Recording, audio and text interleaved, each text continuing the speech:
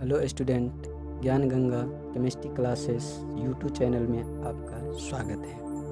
आइए आज हम physical property of dicarboxylic acid के बारे में बताने जा रहे हैं। डाइकार्बोक्सिलिक एसिड का फिजिकल प्रॉपर्टी क्या है? तो देखिए, पहला पॉइंट है, हम कह सकते हैं कि डाइकार्बोक्सिलिक एसिड जो होता है ज़्यादातर क्रिस्टलाइन सॉलिड होता है। क्या होता है? क्रिस्टलाइन सॉलिड होता है। दूसरी पॉइंट हो गई साधारण सी भाषा में, अगर डाइकार्बोक्सिलिक एसिड कम होगी तो वो पानी में घुलनशील होगी, मतलब सोल्यूबल होगी। उसका जब सोल्यूबल होगा तो मोलर मास इंक्रीज करेगा। मोलर मास क्या करेगा? इंक्रीज करेगा। उसके साथ ही सोल्यूबिलिटी डिक्रीज करेगा। मोलर मास इंक्रीज करेगा और सोल्यूबिलिटी डिक्रीज करेगा। देखिए, तीसरा पॉइंट हम कह सकते हैं, हायर डाइकार्बोक्सिलिक एसिड, अगर डाइकार्बोक्सिलिक एसिड ज़्यादा होगा तो वो वाटर में घुलनशील नहीं होगा, वाटर में इंसोलेबल होगा। ठीक है, तो आइए हम कुछ पॉइंट लिख देते हैं। तो पहला पॉइंट हम बोले हैं, जो डाइकार्बोक्सिलिक एसिड ज़्यादातर क्रिस्टलाइन सॉलिड होता है, आमतौर पे कह सकते हैं क्रिस्टलाइन सॉलिड होता है। तो लिख दीजिए, dicarboxylic acids are usually usually crystalline, crystalline crystalline solid। क्या होता है? आमतौर पर ज़्यादातर क्रिस्टलाइन सॉलिड होता है। कौन से? तो डाइकार्बोक्सिलिक एसिड। पहला पॉइंट हो गया। बस दूसरा पॉइंट, लोअर डाइकार्बोक्सिलिक एसिड, अगर कम डाइकार्बोक्सिलिक एसिड होगा तो वो क्या होगा? पानी में घुलनशील होगा। उसका मोलर मास इंक्रीज करेगा और सोल्यूबिलिटी डिक्रीज करेगा। तो लिखिए, lower dicarboxylic acid,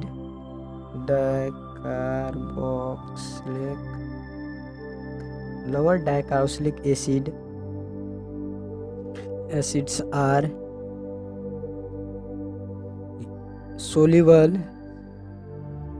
soluble in water. क्या होगा? वाटर में सोल्यूबल होगा। तो इसका सोल्यूबिलिटी क्या होगा? सोल्यूबिलिटी डिक्रीज करेगा। Solubility decreases with increase of molar mass, with increase of molar mass.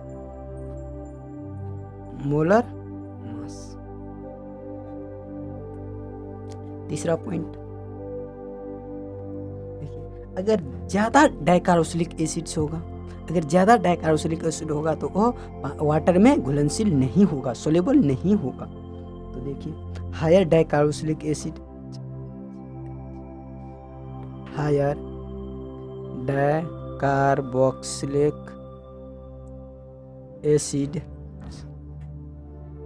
acids are insoluble in water। जब ये सोल्यूबल होगा ही नहीं तो सोल्यूबिलिटी क्या होगा इसका? नहीं तो डिक्रीज करेगा, नहीं इंक्रीज, क्योंकि ये सोल्यूबल है ही नहीं। इसके बाद देखिए, हम चौथा पॉइंट लिख रहे हैं, अगर डाइकार्बोक्सिलिक एसिड्स के पास इवन कार्बन एटम हो तो उसका मेल्टिंग पॉइंट ज़्यादा होता है, और अगर ओड कार्बन एटम रहता है तो उसका जो है सो एडजेसेंट होता है। क्या होता है? एडजेसेंट होता है। तो चौथा पॉइंट लिखिए, dicarboxylic acids of even carbon atoms have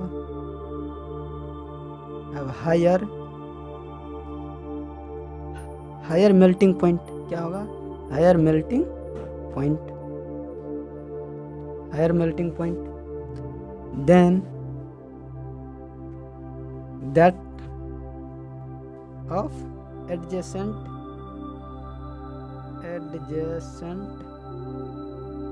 dicarboxylic acid.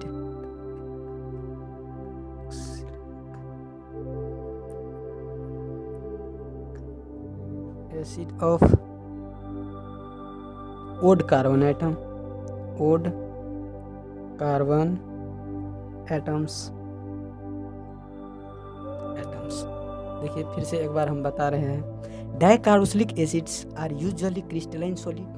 Dicarboxylic acid ज़्यादातर क्रिस्टलाइन सॉलिड होता है। अगर लोअर डाइकार्बोक्सिलिक एसिड होगा तो वो वाटर में सोलेबल होगा। जब सोलेबल होगा तो सोलेबिलिटी डिक्रीजेज करेगा, घटेगा, और उसके साथ ही मोलर मास इंक्रीज करेगा। और higher dicarboxylic acid are insoluble in water. अगर हायर डाइकार्बोक्सिलिक एसिड होगा तो वो तो वाटर में सोलेबल होगा ही नहीं। उसके बाद देखिए, dicarboxylic acids of even carbon atoms have higher melting point. Dicarboxylic acids के पास अगर इवन कार्बन एटम हो तो उसका मेल्टिंग पॉइंट हाई होता है then that of adjacent dicarboxylic acid of odd carbon atom. ठीक है, तो आई होप कि आप सबको समझ में आ गया होगा।